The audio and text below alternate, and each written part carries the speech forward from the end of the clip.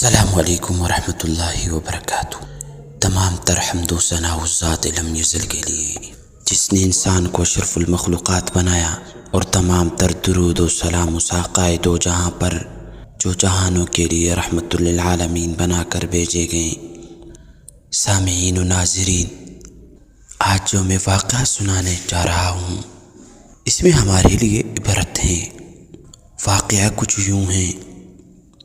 ایک بادشاہ نے کسی بات پر خوش ہو کر ایک شخص کو اختیار دیا کہ وہ سورج غروب ہونے تک جتنی زمین کا دائرہ مکمل کر لے گا وہ زمین اس کو الاٹ کر دی جائے گی، اور اگر وہ دائرہ مکمل نہ کر سکا اور سورج غروب ہو گیا تو اسے کچھ نہیں ملے گا۔ یہ سن کر وہ شخص چل پڑا۔ چلتے چلتے ظہر ہو گئی تو اسے خیال آیا کہ اب واپسی کا چکر شروع کر دینا چاہیے، مگر پھر لالچ نے غلبہ پا لیا اور سوچا کہ تھوڑا سا اور آگے سے چکر کاٹ لوں۔ پھر واپسی کا خیال آیا تو سامنے کے خوبصورت پہاڑ کو دیکھ کر اس نے سوچا اس کو بھی اپنی جاگیر میں شامل کر لینا چاہیے۔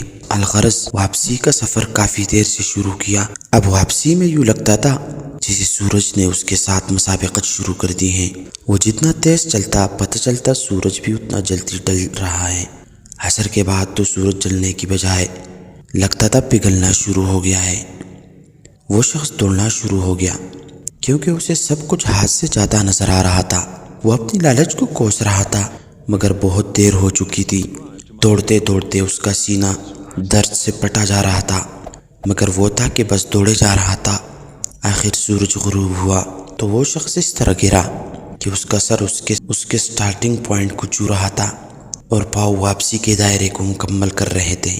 یوں اس کی لاش نے دائرہ مکمل کر دیا۔ جس جگہ وہ گرا تھا اسی جگہ اس کی قبر بنائی گئی اور قبر پر کتبہ لگایا گیا جس پر لکھا تھا اس شخص کی ضرورت بس اتنی ساری جگہ تھی جتنی جگہ اس کی قبر ہے۔ سامعین و ناظرین، اللہ پاک نے بھی اسی طرف اشارہ کیا ہے، والعصر ان الانسان لفی خسر۔ آج ہمارے دائرے بھی بہت بڑے ہو گئے، چلیے واپسی کی سوچتے ہیں۔